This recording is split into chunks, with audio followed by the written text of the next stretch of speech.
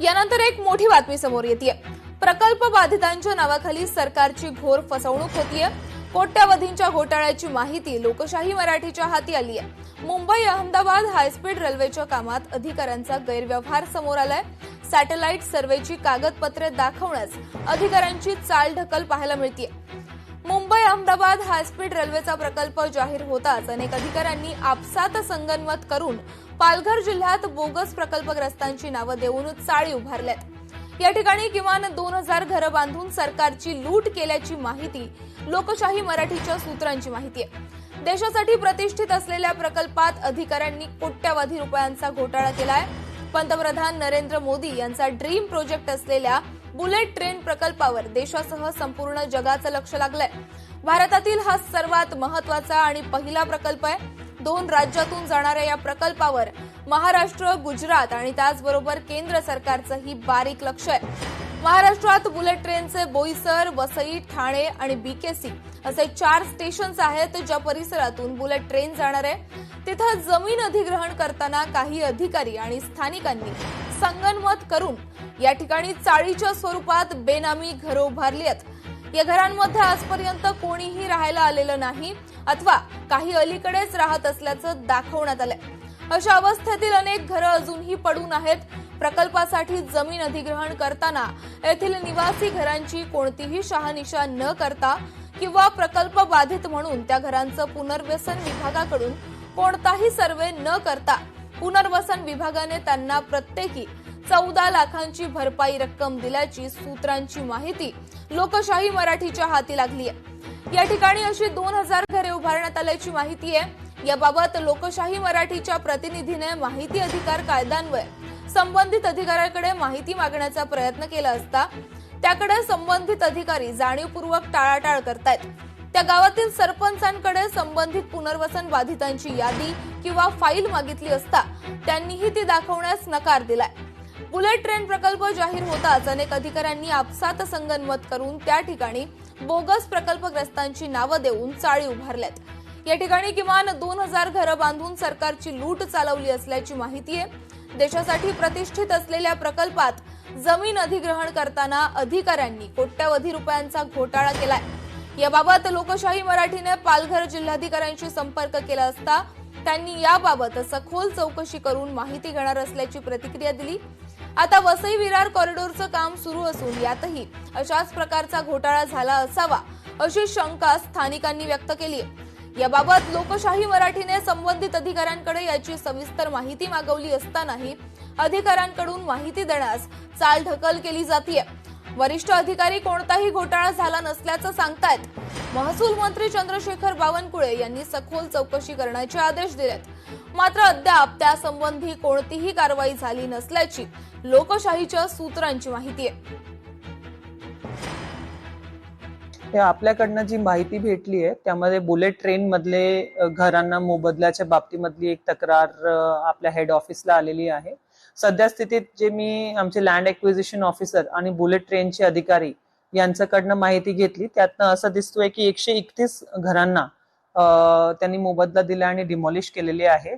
या सर्व प्रकरणाची योग्य ती चौकशी करून आपण जे सर्व डिटेल्स आहे आणि जर काही चुकलं असेल तर कारवाई करण्याचेही आदेश दिलेले आहेत आणि निश्चित यामध्ये आम्ही सखोल चौकशी करून हा विषय मार्गी लावू। मी परवाच लोकशाही न्यूज चॅनल ही बातमी चालल्यानंतर तातडीने जिल्हाधिकाऱ्याकडून अहवाल मागितला।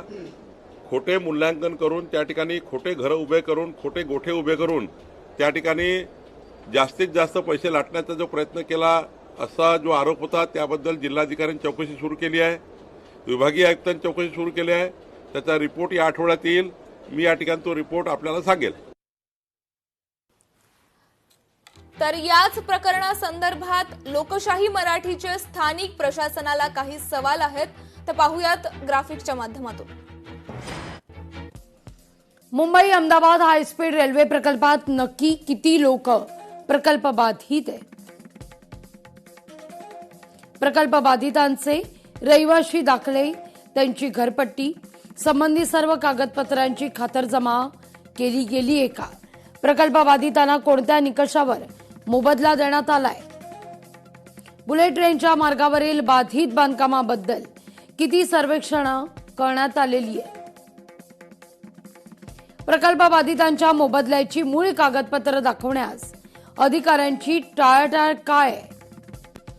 सर्वेक्षणादरम्यान काढलेली जमिनीची आणि बांधकामाची जिओ टॅग केलेली छायाचित्र किंवा व्हिडिओ रेकॉर्डिंग सार्वजनिक का करत नाहीत? ज्या प्रकल्पग्रस्तांच्या घरांना मोबदला मंजूर करण्यात येऊन जी घरं निष्कासित करण्यात दिरंगाई का? इसमें अभी तो नहीं है फिलहाल, जब से हम आए तो नहीं देखे रहे थे।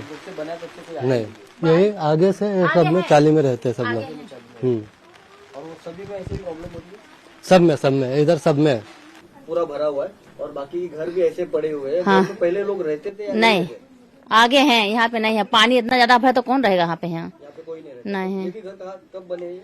अब हो गया है 4-5 साल यहाँ पे बना हुआ। यहाँ कोई रहने नहीं आता नहीं। क्योंकि पानी भर रहा है। हाँ,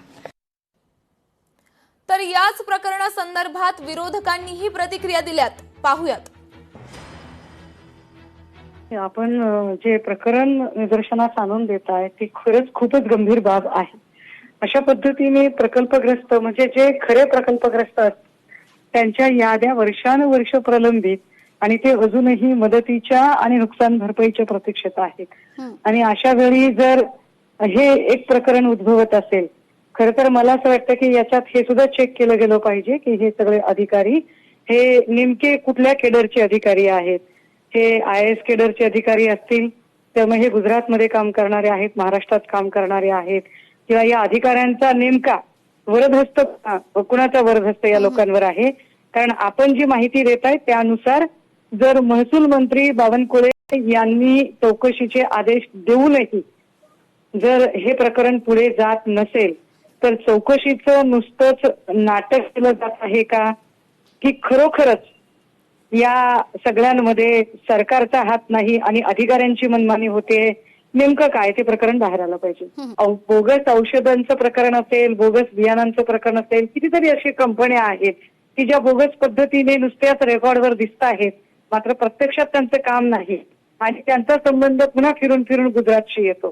त्यामुळे हे फारच सहज स्वाभाविक आहे, पण याचे राजकीय वरदहस्त आणि लागेबांधे निश्चितपणे शोधले गेले पाहिजे. सरकारची लूट सुरू आहे की सरकारमध्ये असलेल्या सगळ्यांनी संगनमत करून सामान्य माणसाच्या टॅक्समधला पैशाची लूट लावली आहे, हे पहिले आपल्याला समजून घ्यावं लागेल. जेव्हा पूर्ण सरकारमधले मंत्रीच भ्रष्टाचारी आहे, म्हणजे बिलकुल आता राम मंदिरमध्ये चोरी करण्यापासून तर आपल्या इथे कुंभमेळ्यामध्ये कशा पद्धतीनं गिरीश महाजन यांच्या जवळचे लोक मोठे मोठे 600 करोडचे टेंडर लाटून राहिलेले आहे, इतक्या अनेक गोष्टी पुढे आल्या आणि तिथेच रस्त्यामध्ये पडून 5 लोकांचा नाशिकमध्ये मृत्यू झाला.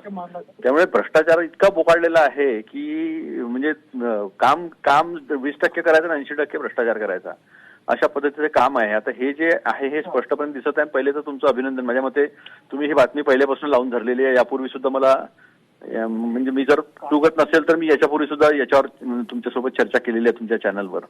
तर हे एकच प्रकरणाने अशी कितीतरी प्रकरणं निघतील की सामान्य माणसाला तुम्ही प्रकल्पग्रस्तांसोबत सुद्धा खेळ करून राहिले, म्हणजे तुम्ही दुसऱ्याच्या डोक्यावरचं छत सुद्धा काढून घेऊन राहिलेले.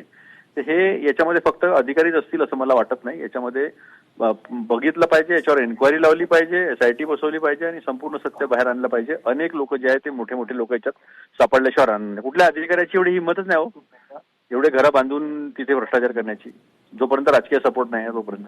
हे केंद्र सरकारच्या राज्य सरकारच्या वेगवेगळ्या प्रकारचे प्रकल्प येतात. हे प्रकल्प जेव्हा होतात, मग बुलेट ट्रेन असेल, त्यानंतर समृद्धी मार्ग असेल किंवा कुठल्या विषयाचा जेव्हा प्रकल्प येतो, ह्या प्रकल्प आल्याबरोबर त्याच्या अगोदरच या सर्व गोष्टीच्या माध्यमात ते खरेदी विक्री जागेत वगैरे सगळे करतात आणि हे केल्यानंतर मग तो प्रकल्प येतो. तो शेतकऱ्यांना फायद्याचा नसतो. तो तिथल्या असलेले यांचे सगळे बगलवच्चे एजंट असतात, ते एक सर्व खरेदी करतात आणि ते फायदे ते लुटतात. आणि अशा प्रकारचं जे होतं, मागच्या वेळेला सुद्धा बऱ्याच ठिकाणी अशा प्रकारच्या योजनेच्या प्रकल्पाच्या बाबतीमधली चर्चा झाली आणि त्याच्यावर तक्रारी पण झालेल्या आहेत, पण चौकशी कारवाई एवढंच झालेलं होतं, बाकी काय नव्हतं.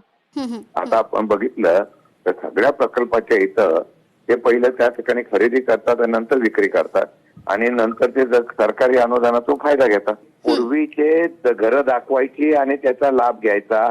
आता तुम्ही बघा काही ठिकाणी झाडं लावतात, झाडांचा लाभ दाखवतात हातात, वेगवेगळ्या प्रकारचं प्लॅनिंग करून सगळं करतात ही लोक. हम्म. असं आहे ते. आणि हे प्रचंड सरकारच्या पैशाची लूट आहे आणि भ्रष्टाचार आहे. हम्म. चौकशी करून जे अधिकारी ज्या लोकांनी अशा प्रकारचं हे केलेलं आहे त्यांच्यावर कारवाई झाली पाहिजे.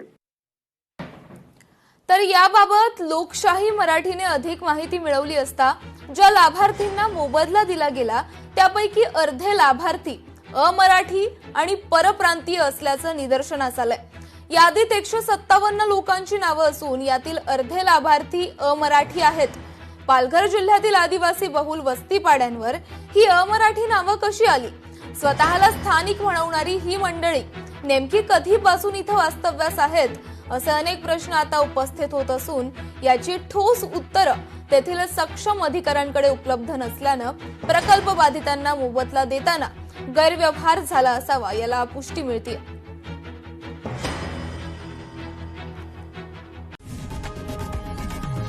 लोकशाही मराठी ऐका, पहा, जागरूक रहा.